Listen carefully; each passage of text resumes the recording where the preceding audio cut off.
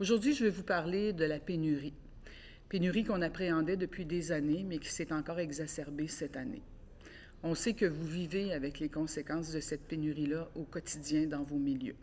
Plusieurs centres de services scolaires n'accordent plus de congés sans traitement, n'accordent plus de retraite progressive. Vous êtes souvent appelé à faire de la suppléance par mode de dépannage en sus de votre tâche qui était déjà très lourde. Vous avez de la difficulté à obtenir des libérations pour de la formation continue, pour participer à des congrès, des colloques, et vous devez souvent supporter les nouveaux enseignants qui arrivent dans les milieux et qui n'ont pas les qualifications pour enseigner. À la FSE, on a décidé de se donner un plan de travail pour essayer de documenter le problème de la pénurie et pour tenter de trouver des solutions à court, moyen et long terme. On s'est associé avec le CRIFPE, des chercheurs universitaires, pour tenter d'y voir clair. On sait, avec les données qu'on a, malgré le fait que le ministère n'est pas en mesure de nous fournir des informations précises, on sait que la pénurie est prévue durer jusqu'en 2030, pourrait même s'étendre jusqu'en 2034. On sait aussi qu'il y a une croissance importante du nombre d'enseignants non légalement qualifiés qui arrivent dans nos milieux. En 2016-2017, par rapport à 2020-2021, la situation a triplé. Et 2020-2021, on sait que la pénurie était moins importante qu'aujourd'hui. Donc, c'est un indicateur que la pénurie s'accentue, que le problème est de pire en pire.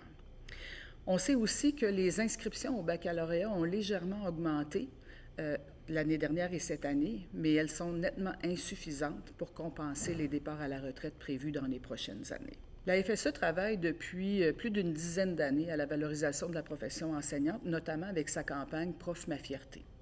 L'année dernière, au printemps, le ministère de l'Éducation s'y est mis lui aussi et il a rendu public une stratégie d'attraction, de valorisation, de mobilisation du personnel. Dans cette stratégie-là, on retrouve notamment le projet d'aide à la classe, un projet pilote qui va se déployer sur 2 ans, qui se vit dans une centaine d'écoles et auquel on collabore. Pour nous, ce projet-là, c'est un projet qui est porteur d'espoir pour améliorer les conditions de travail de nos profs du préscolaire et du primaire.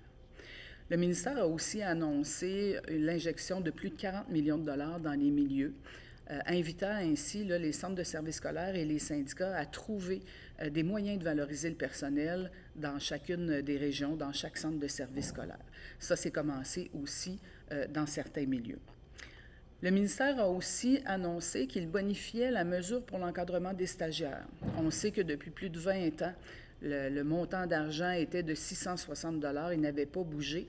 Alors, on est heureux de constater que le ministère a fait passer cette somme-là à 1 000 $, ce qui aura sans doute un effet d'attraction, disons, sur les enseignants qui voudront encadrer des stagiaires avec des meilleures conditions. Un autre élément qui est important de regarder, c'est toute la question de la formation initiale. La FSE va tenir un colloque à la fin de l'année, au mois de mai, et ce sera l'occasion d'échanger avec les enseignants sur cet élément-là pour voir, dans le fond, qu'est-ce que pensent nos enseignants de la formation initiale et comment on pourrait contribuer à l'améliorer. Le ministère, de son côté, a voulu rendre le baccalauréat en enseignement plus attractif, donc il a annoncé qu'il accordait des bourses d'attraction de 2 500 $ par session, ce qui donne 20 000 $ de bourse à terme et qui a déjà donné certains résultats parce qu'on voit les inscriptions dans les universités augmenter légèrement. Toutefois, à la FSE, on réclame que les enseignants qui sont déjà sur le terrain et qui souhaitent obtenir une qualification légale puissent, à temps partiel, avoir aussi droit à des bourses adaptées à leur situation. Donc ça, c'est une revendication qu'on continuera de porter. La stratégie de valorisation prévoit aussi travailler sur la formation initiale et on a déjà annoncé au ministère notre intention de participer à ces travaux-là pour porter la voix de nos enseignants. Dans les derniers mois, le ministère a aussi retravaillé son règlement sur les autorisations d'enseigner. La première mouture faisait en sorte de faire disparaître la licence en formation professionnelle.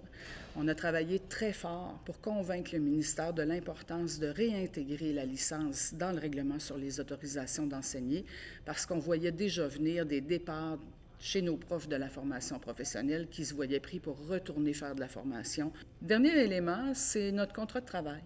La convention collective, c'est un instrument qui nous permet aussi d'aller chercher des gains pour améliorer les conditions d'exercice, qui fait en sorte d'attirer, de retenir davantage le personnel enseignant. Au terme de la dernière négociation, on a obtenu certaines mesures, comme le mentorat, entre autres, mais aussi la mise sur pied de certains comités, notamment un comité qui travaille sur la composition de la classe. On a aussi, une fois la négociation terminée, accepté de convenir de certaines ententes pour améliorer la rémunération des retraités qui acceptaient de venir prêter main forte dans les milieux.